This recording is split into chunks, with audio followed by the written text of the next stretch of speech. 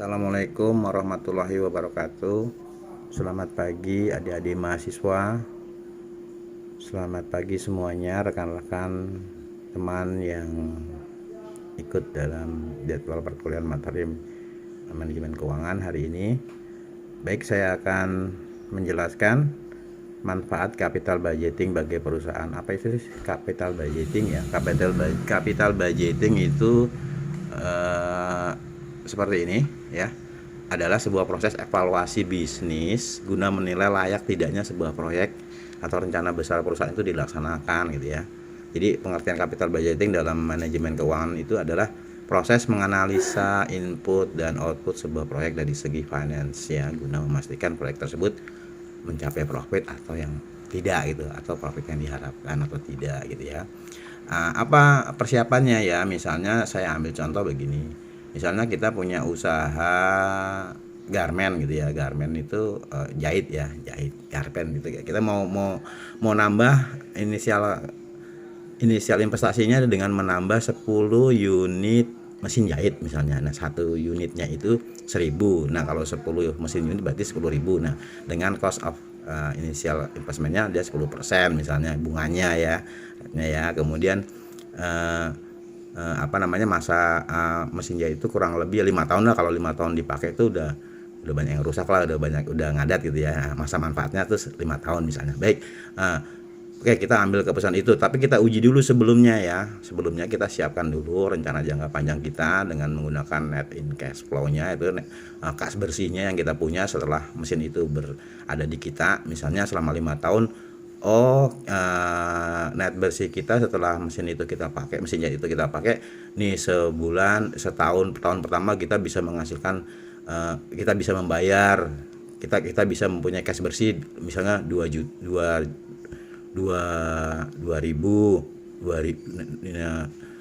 dan seterusnya gitu, berlain-lainan. Misalnya tahun kedua 2.000, tahun ketiga 4.000 gitu misalnya ya.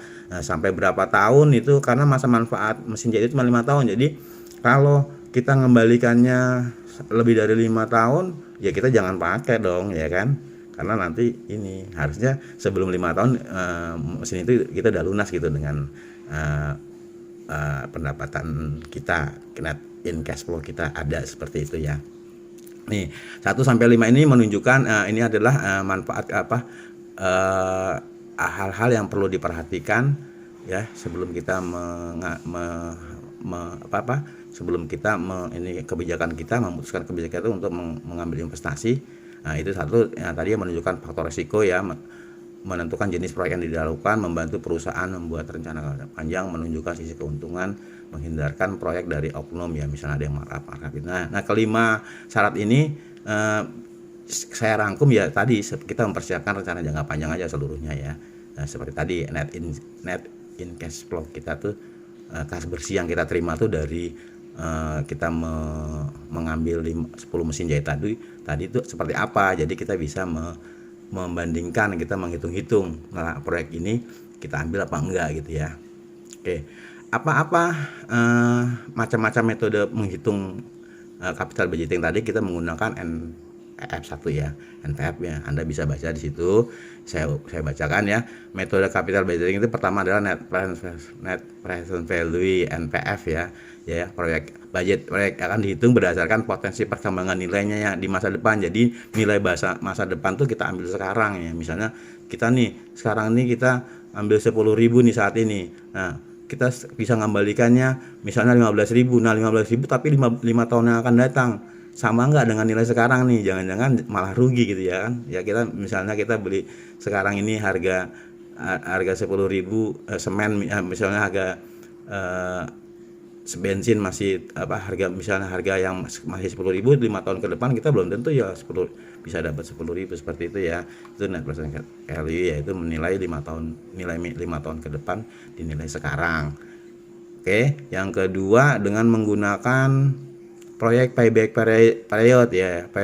Metode payback period ini tuh adalah metode capital berdasarkan waktu kembalinya pendanaan ya. Misalnya ya itu tadi, jangan lebih dari 5 tahun gitu kan. Masa manfaat mesin itu cuma mesin jahit tadi cuma 5 tahun. Jadi kalau kita ngulanginnya lebih dari 5 tahun ya jangan gitu ya. Nanti kita pakai yang lebih sederhana. Kemudian apa setelah payback period ada ARR itu ya kan, average rate ya. Capital budget kita adalah perhitungan capital budget menggunakan metode ini mirip dengan IRR, tetapi yang dihitung adalah rata-rata pendapatan per tahunnya. Jadi kita juga harus menyiapkan instrumen laporan keuangan kita laba rugi ya.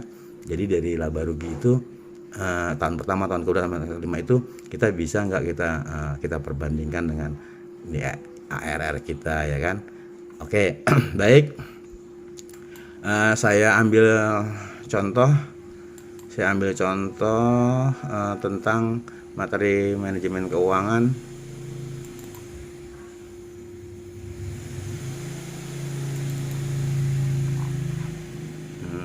Capital budgeting, yang di capital budgeting.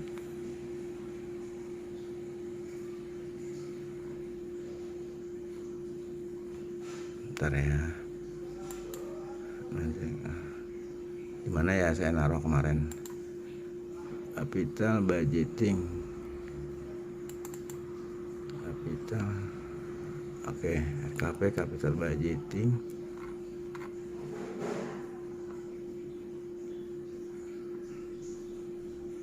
Nah, ini kita ambil ini dulu ya. Baik. Nah, ini kita fokus ke sini. Baiklah, saya ambil contoh gini ya. Menyusun capital budgeting guna mencari net present value ya, integrated return, dan payback period atau PP, dan ARR, dan profitability index. Misalnya contoh ya, saya punya contoh seperti ini ya. Saya misalnya contoh gini ya. Ada nama perusahaan ya, saya buat sendiri, anak saya Cita-Cito Corporation ya. Dia berusaha di garment misalnya ya. Garment Corporation pada tahun katakan tahun ini 2021, tahun 2021 ya, 2021 ini punya data sebagai berikut ya. Dia mau investasi mesin jahit misalnya, saya bilang tadi mesin jahit 10 unit, satu unitnya 1000 jadi 10.000 ya. Tapi diskon rate-nya ada cost of capitalnya 10% ya, bunga saat itu ya. Nilai investasinya 10.000. Aset tersebut memiliki masa manfaat 5 tahun ya, kita hitung ya. Kebiasaan mesin jahit itu kalau udah 5 tahun pasti udah mulai nggak enak dipakai ya gitu. Nah, kita anggap aja 5 tahun masa manfaat mesin jahit itu. Nah, apa yang kita lakukan untuk mencari NPV, net present value? Pertama adalah kita susun dulu nih tahun 2012 ya. Kita mulai 2021 ya, berarti kita rubah deh dalam 2021 gitu ya. Nah, ke bawahnya akan berubah gitu kan. Nah, tahun 2021 itu kita pertama kita mengeluarkan uang ya gitu. Asumsinya mengeluarkan uang ya, karena kan kita membeli mesin jahit ya kan, keluar ya. Kemudian tahun kedua kita dari rencana budgeting kita untuk cash flow-nya seperti ini. Tahun pertama mesin jahit itu memberi kontribusi terhadap usaha kita dan memberikan net and in cash flow susah ya. Net bersihnya ya, cash bersihnya itu tahun pertama 2.000, tahun kedua 2.000, tahun ketiga 4.000, tahun keempat 4.000, tahun kelima 5.000 nih. Sehingga kalau di diskon rate ya diskon rate itu 10% ya. Nih 10%. Oke. Instruksinya adalah hitunglah net present value. Kedua, hitunglah payback period. Yang ketiga, hitunglah IRR, internal rate return ya, keempat, kelima, dan keenam itu ya sepertinya. Baik, saya langsung aja ke menghitung NPV ya. Tahun pertama tahun itu 2000 ya. Nah, ini pertama kita hitung dulu ya. Kita hitung dulu. Apa itu? Kalau kita gunakan rumus ini ya, 1 dibagi 1 ditambah ya R-nya itu di sini ada penjelasannya ya. R-nya itu adalah ini ya, 10% cost of capitalnya kemudian ini pangkat T itu waktunya ya, waktu 1 tahun 2 tahun gitu. Baik, saya langsung aja kita bikin ya. 1 ditambah ini ya, ini ya. Ini rumusnya sudah ada sih ya. 1 dibagi 1 ditambah nih budgeting cash flow-nya nih. Yang sebelah kanan yang sudah tadi di sini ya. 1 2 3 4 ini anggaran kita nih selama 5 tahun kita tulis ini. Jadi dikali pangkat 1 di sini nih ya. Terus ya. Yang kedua sama di copy ke bawah aja, kemudian kita ganti aja di sini sama 1 dibagi 1 tambah biaya kos tambah pangkat, tapi di sini 2 ya, karena tadi ini tahun kedua, yang pertama yang 1. Nah, ditarik ke bawah, fotokopi, di copy, kemudian dikali yang tadi kita anggaran kita net cash flow yang kita buat. Nah, hingga ketemunya ini ya, present value budgeting cash flow-nya ini ya kan.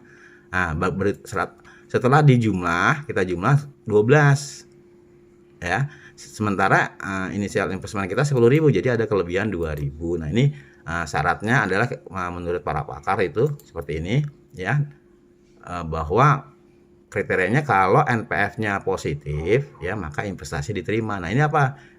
Setelah dikurangi jumlah yang kita keluarkan biaya investasi sama yang kita dapat tuh ada selisihnya positif. Jadi at least jadi menunjuk kriteria tersebut secara NPF investasi kita terima ya, karena ada selisih positif. Oke, sekarang menghitung payback period ya. Setelah tadi tahun 2021, ini saya ganti dulu supaya gampang ya kan, 21 ke bawah. Nah, mengeluarkan uang dulu pertama nih. Payback period itu menurut Riri saya ambil juga nih dari para pakar ya, bahwa kriterianya seperti ini ya. Rumusnya T tambah B kurang C, D ditambah C gitu ya. Nanti kelihatannya ini gampang ya, ada keterangan-keterangan juga. Jadi seperti ini ya. Payback period itu kapan waktu itu mesin jahit itu yang kita ambil nih, yang kita gunakan investasi itu masa manfaatnya 5 tahun. Nah, kriterianya kalau sebelum 5 tahun kita sudah bisa mengimpasi atau break even point misalnya ya, di sebelum 5 tahun itu boleh diterima ya. Artinya selebihnya keuntungan kita kan gitu kan. Dia masa manfaatnya 5 tahun tapi kita udah 3 tahun misalnya udah bisa selesaikan itu. Nah, caranya gimana ya? Pertama tetap kita bikin kolom seperti ini ya kan. Ada tahun 1, tahun 2 ini. Ya. Kemudian tahun 1 dan 2 cash flow-nya ini ya. Ya, ini sama dengan di atas ini. Nah, kemampuan kita menghasilkan cash flow ya untuk setelah mesin jahit itu kita pakai. Nah, ini dia. Nah, ya. Caranya gimana? Ya, tadi berdasarkan rumus ini ya, itu kita kasih keterangan T itu sama dengan 3 tahun. 3 tahun itu apa? 3 tahun itu masa ini ya. T itu apa? Periode sebelum titik temu. Nah, titik temu gini kan 10.000. Kita udah mulangin 2 ya, tambah 4 8. Nah, di sini nih sebelum titik temu nih T ya. Nah, itu 3 tahun berarti kan 1 2 3 tahun ketiga. Nah, kan ini 10.000 kita keluar, kita baru dapat 2 tambah 2 4 tambah 4 8. Berarti nah itulah, kalau tambah 1 lagi kan 12 nih kelebihan. Nah, sebelum titik temu nih berarti 3 tahun ya kan.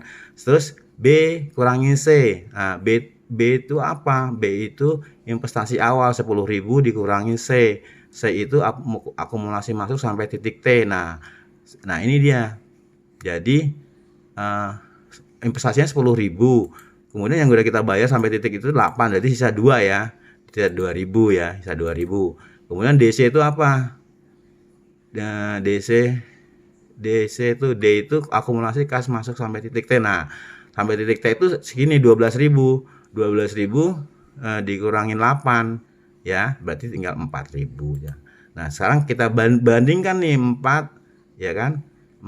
2 dibagi 4 ya kan. Kan rumusnya gini nih, BC DC. 2 dibagi 4 itu setengah, berarti 3 tahun ditambah setengah tahun, berarti 3,5 tahun proyek itu bisa kembali. Nah, seperti itu hitung-hitungannya ya. Oke, setelah payback period tadi syaratnya apa? Jika payback period lebih kecil, maksudnya lebih kecil lebih sedikit waktunya ya dari masa manfaat aset tadi kita tahu 5 tahun, ya kan?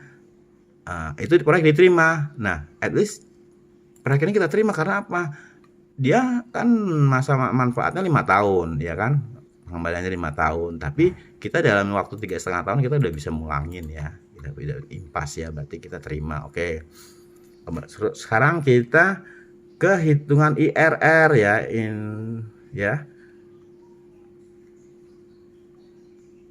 interest rate of return, yaitu ini ada teorinya ya.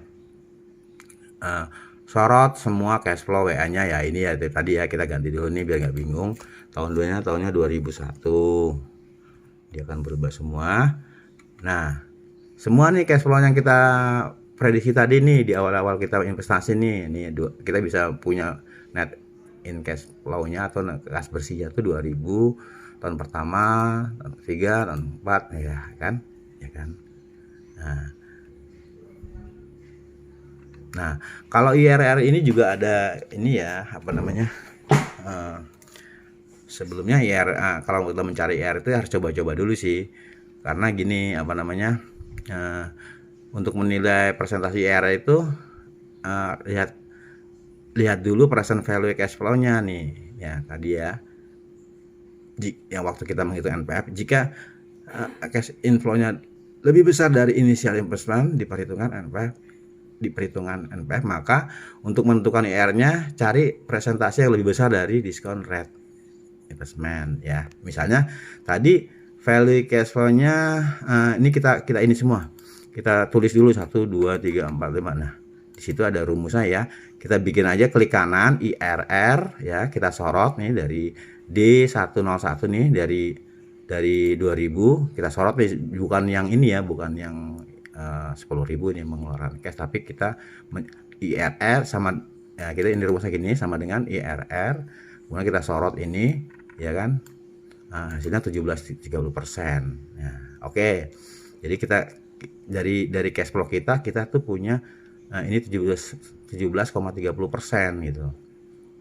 Nah, rumus IRR adalah referensinya dari Ross itu ya. Ini rumusnya itu adalah gini, rumusnya tuh sama ya, 1 dibagi 1 plus R pangkat T itu ya, sama dengan tadi ya payback period. Baik, sekarang kita ambil dulu yang 17% nih ya kan. 17% setelah kita ini, nah ini kita pasang di sini 1 tambah 17%. Nah, kita pasang tadi bukan 10% lagi ya, 70%, kita coba-coba IRR 17% nih. Kali pangkat 1 dan seterusnya, ini pangkat 2 ya. Mengikuti ini tahunnya. Nah, kita kalikan. Nah, jumlahnya apa? Present value cash inflow-nya itu setelah kita jumlah 10.083,07. Sekarang nih, biaya investasi kita kemana 10.000 ya. Jadi ada selisih positif 83. Kalau kita lihat selisih 83% nyaris mendekati ya, karena tidak pas ya. Kita cari angka lagi yang di atas 70% ya bunganya tuh 17%, misalnya 18% ya, supaya mendekati ya. Ini kan masih ada selisih 83. Oke, caranya dengan menggunakan apa? Kita menggunakan yang 18%, siapa tahu dia lebih dekat lagi ya. Nah, kita gunakan yang tadi 1,17, sekarang 1,16 ya, 18 sama seperti tadi kita gitu. Nah, ketemunya berapa? 18% itu kita total 9.081,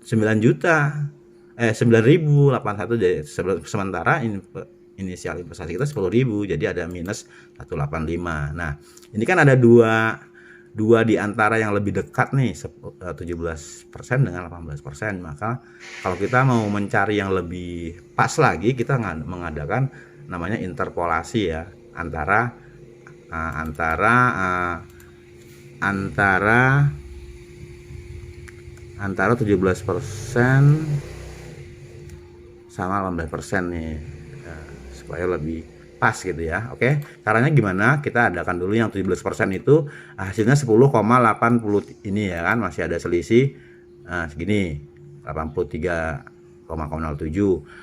Menggunakan yang 18% kita mendapatnya ini ya, 9814,51 ya kan. Nah, ini kita interpolasikan nih, ya kan?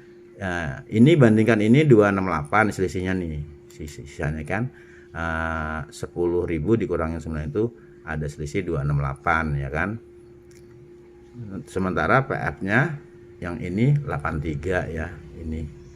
Kalau ini, nah sekarang perbandingannya D416 ini, ya kan? D416 perbandingannya. Nah, D416 dibagi B416. Nah,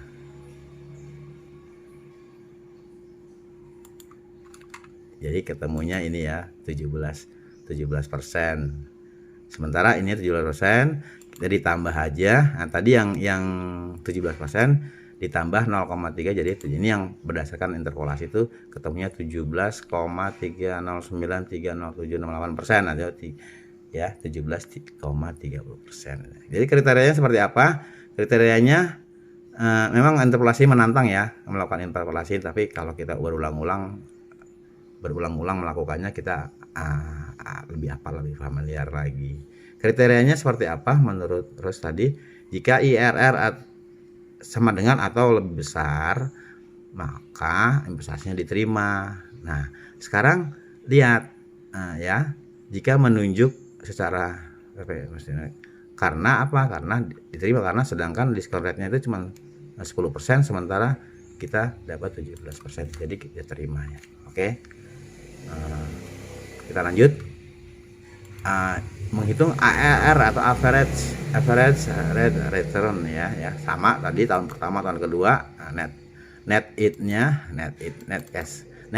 itu earning after tax ya, jadi kita harus menggunakan laporan keuangan ya kan.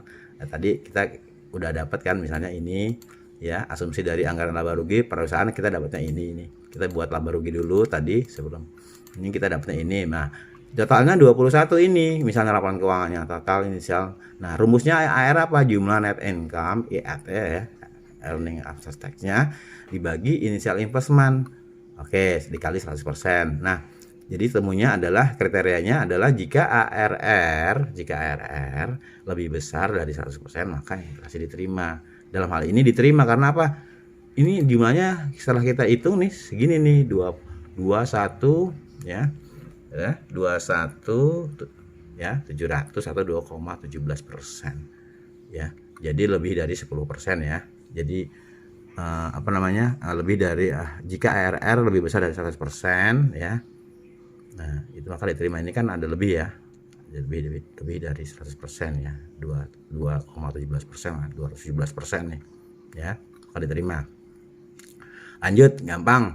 Setelah itu kita hitung profitability index ya, sama ya, faktor single sum-nya ini ya tadi ya, yang di 91.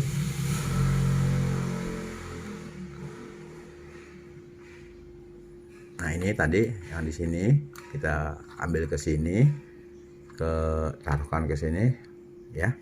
Kemudian budget cash inflow-nya ini yang biasa di awal tadi kita rencana jangka panjang kita dengan menginvestasikan 10 mesin jahit ini ya, cash flow-nya kita itu ini. Kemudian present value budget cash inflow-nya seperti ini ya, tinggal ngali aja ini kan, ini kita ketemu 12,31299, sementara kita biayanya inisial investment tadi 10.000, jadi ada profitability index-nya 1,2 ya. Ini apa nih ya, ini tambah ya 12 dikurangi 10 ada selisih segini. Jadi ya, kriterianya apa menurut profitability index? Jika profitability index itu lebih besar daripada 1, maka investasi diterima. Nah, ini lebih dari 1 ya. Jadi karena hasilnya lebih dari 1, maka kriteria tadi terpenuhi dan proyek tersebut layak dijalankan. Oke.